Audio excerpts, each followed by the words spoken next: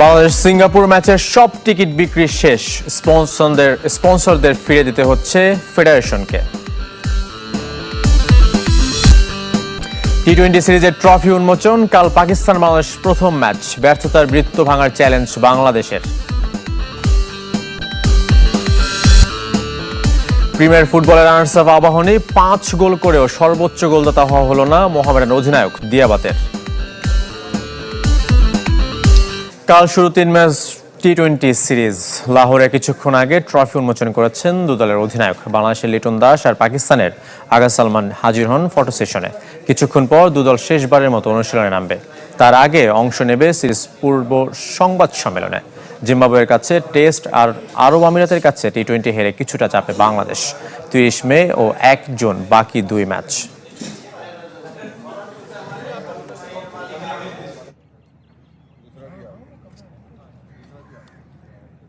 পাকিস্তান বাংলাদেশ সিরিজের ট্রফি লিটন নাকি সংযুক্ত আরব আমিরাতের বিপক্ষে সিরিজ হারলেও বাংলাদেশ দলের মনোবল এখনও দৃঢ় আছে। পাকিস্তানের বিপক্ষে সিরিজ জেতা সম্ভব বলে মনে করেন টাইগারদের হেড কোচ ফিল সিমন্স। তবে মুস্তাফিজের মতো অভিজ্ঞ বোলারকে মিস করবেন ক্যারিবিয়ান কোচ। পাকিস্তান খারাপ সময় কাটালেও যে কোনো পরিস্থিতিতে তারা ভয়ঙ্কর দল বলেও মন্তব্য করেন তিনি। তবে তা নিয়ে না ভেবে নিজেদের সেরা ক্রিকেট খেলতে মুখিয়ে দল বলেও জানান সিমন্স। পিছিয়ে থাকা দুই দলের বিপক্ষে টানা সিরিজ হারে সমালোচনা জর্জরিত টিম টাইগার্স। এর মাঝেই একদিন পর নতুন সিরিজ খেলতে নামতে হচ্ছে পাকিস্তানের বিপক্ষে। প্রতিপক্ষরাও যে খুব একটা ছন্দে আছে তা বলার উপায় নেই। তবে দলটা পাকিস্তান বলেই এমন পরিস্থিতিতে খুব বেশি আশাবাদী হওয়ার সুযোগও নেই। লাহোরে প্রথমবার পুরো দল নিয়ে অনুশীলন করেছেন হেড কোচ ফিল সিমন্স। দলের সঙ্গে যোগ দিয়েছেন পিএসএল জিতে আসা 2 চ্যাম্পিয়ন রিশাদ হোসেন এবং মেহেদী হাসান মিরাজ। নয়া বোলিং কোচ অজি শন টেটো সরাসরি পাকিস্তানে যোগ দিয়েছেন দলের সঙ্গে।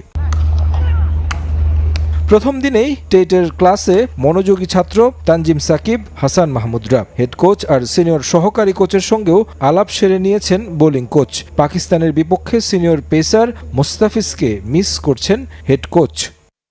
মুস্তাফিজ একজন সিনিয়র ক্রিকেটার, তাকে আমরা মিস করব। আমরা দেখেছি সে আইপিএলে কিভাবে বোলিং করেছে। তবে আমার মনে হয় এটা অন্যদের জন্য দারুণ সুযোগ। এই 3 ম্যাচে পারফর্ম করলে সম্ভাবনা থাকবে জাতীয় দলে স্থায়ীভাবে জায়গা করে নিতে। বোলিংটা আমাদের বড় শক্তি, তবে তাসকিন মুস্তাফিজ না থাকায় শক্তি কিছুটা খর্ব হয়েছে। তবে দল নিয়ে আত্মবিশ্বাসী টাইগার হেড কোচ। তার মতে সংযুক্ত আরব আমিরাতের বিপক্ষে সিরিজ হারের পর মনোবল আরও শক্ত হয়েছে দলের। সংযুক্ত আরব আমিরাতের বিপক্ষে সিরিজ হারাটা কষ্টদায়ক, তবে মাঝে মাঝে এটি আপনাকে উৎসাহিত করে। আশা করা যায় এটি দলকে উৎসাহিত করেছে এবং আমাদের মনোবল দুর্দান্ত রয়েছে। পাকিস্তানের বিপক্ষে আমরা সিরিজ জিততে চাই। বাবর আজম, শাহিন শাহ আফ্রিদি কিংবা রিজওয়ানরা না থাকলেও তারা ভালো দল। বর্তমানে খারাপ সময় কাটালেও যে কোনো সময় জ্বলে উঠতে পারে তারা। আমাদের সেরা ক্রিকেট খেলে সিরিজ জিততে হবে। কোচিং প্যানেলে শন টেটের যুক্ত হওয়ায় খুশি হেড কোচ। পেসারদের এগিয়ে নিতে তিনি কার্যকরী হবেন বলেও মনে করেন সিমন্স। সাকিব আল হাসান যে কোনো দলের জন্য কার্যকরী পারফর্মার। বাংলাদেশের ক্রিকেটে তার অধ্যায় এখনও শেষ হয়নি। আরও কিছু ম্যাচ খেলানোর পর তাকে নিয়ে টিম ম্যানেজমেন্ট বিবেচনা করবে বলে মন্তব্য করেছেন বিসিবি পরিচালক ইফতেখার রহমান মিঠু। লিটন শান্তদের মতো অভিজ্ঞরা থাকলেও এই দলকে তরুণ বলছেন বিসিবির পরিচালক। সে কারণেই আসছে না কাঙ্ক্ষিত ফলাফল। তবে শিগগিরই তারা দায়িত্ব নিয়ে সামনের দিকে এগিয়ে যাবে আশা বোর্ড কর্তার। সময় দেয়া হলে দেশীয় কোচিং প্যানেল সফল হবে বলেও প্রত্যাশা মিঠুর। 5 আগস্ট ছাত্র জনতার অভ্যুত্থান পরবর্তী অনিশ্চয়তায় টাইগার ক্রিকেটে সাকিব আল হাসানের ভবিষ্যৎ। মামলা মাথায় নিয়ে দেশান্তরিত দেশসেরা ক্রিকেটার বাদ পড়েছেন জাতীয় দল থেকেও। পূরণ হয়নি মিরপুরে শেষ টেস্ট খেলার স্বপ্ন। কঠিন সময় পার করেছেন সাকিব। অবৈধ বোলিং অ্যাকশনের কারণে নিষিদ্ধ হয়েছিলেন, তবে পরীক্ষা উতরে আবারও ফিরেছেন ক্রিকেটে। পিএসএলে সুযোগ পেয়ে খেলেছেন লাহোর কালান্দার্সের হয়ে। বাংলাদেশ দলও এখন পাকিস্তানে। লম্বা সময় পর সতীর্থদের সঙ্গে দেখা হওয়ার সুযোগ বাঁহাতির। প্রশ্ন উঠছে বোলিং অ্যাকশন শুধরে আসার পর জাতীয় দলে ফেরার সম্ভাবনা কতটুকু সাকিবের?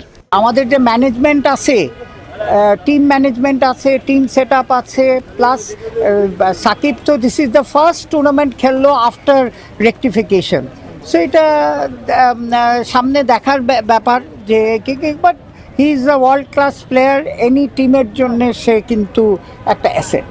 সাকিব, তামিম, মুশফিক, রিয়াদ পরবর্তী সময়ে বাজে পারফরমেন্স বাংলাদেশের, ব্র্যান্ড ভ্যালু কমেছে টাইগার ক্রিকেটের। এরপর ঘরের মাটিতে জিম্বাবুয়ের বিপক্ষে টেস্ট সিরিজ হার আর আইসিসির সহযোগী দেশ সংযুক্ত আরব আমিরাতের কাছেও সিরিজ হেরেছে রঙিন পোশাকে। তারপরও দল নিয়ে আশাবাদী বোর্ড পরিচালক। মনে প্রাণে বিশ্বাস করি যে বাংলাদেশ টিমের ছেলেদের, যে ইয়াং ছেলেদের এখন ট্রেমেন্ডাস ট্যালেন্ট আছে, কিন্তু আমাদের একটু কনসিস্টেন্সি বাড়াতে হবে এবং অ্যাপ্লিকেশনটা ইমপ্রুভ করতে হবে। বাংলাদেশ পাকিস্তানের সর্বোচ্চ নিরাপত্তার মধ্যে আছেন বলেও জানান তিনি। এছাড়া নিরাপত্তা সংক্রান্ত বিষয়ে বোর্ডের পক্ষ থেকে সার্বক্ষণিক যোগাযোগ রাখা হচ্ছে বলেও জানান মিঠু।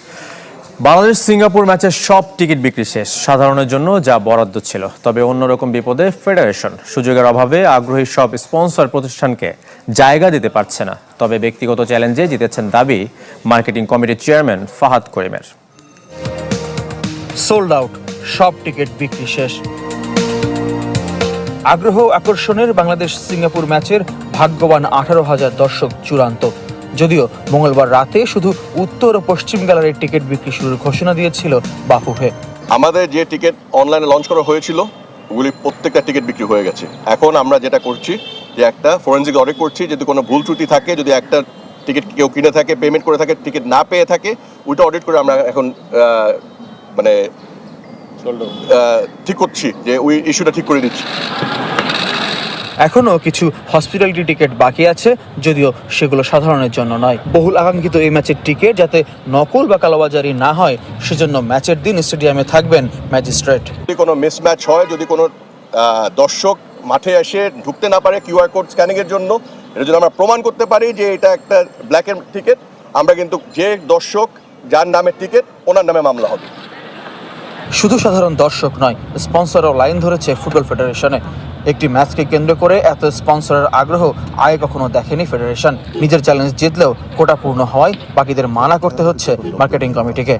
90 মিনিট একটি খেলাতে স্পন্সর আনাটা আসলে it is very challenging, but again আলহামদুলিল্লাহ আমরা এবার এটাকে টার্ন করতে পেরেছি। এবং আমার কাছে যে তথ্য আছে সেই তথ্য ভিত্তিতে বলতে পারি যে প্রথমবারের মতো আমরা একটি টাইটেল স্পন্সর পাচ্ছি একটি ম্যাচের জন্য।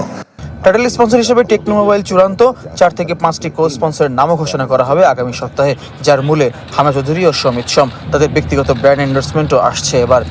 আমরা অনেকগুলি কো পার্টনার পাবো ইনশাল্লাহ, এবং ভালো ভালো আমার ধারণা 4 থেকে 5টি ব্র্যান্ড আমাদের সাথে যুক্ত হবে এই ম্যাচের জন্য। তো দর্শক, খেলাধুলার ভিডিও সবার আগে পেতে সাবস্ক্রাইব করুন আমাদের এই রহস্য স্পোর্টস ইউটিউব চ্যানেলটিকে। এতক্ষণ পাশে থাকার জন্য ধন্যবাদ আপনাদেরকে। আর অবশ্যই চ্যানেলটা সাবস্ক্রাইব করবেন, কেননা সবার আগে আমরাই খেলাধুলার ভিডিও আপলোড দিয়ে থাকি। ধন্যবাদ।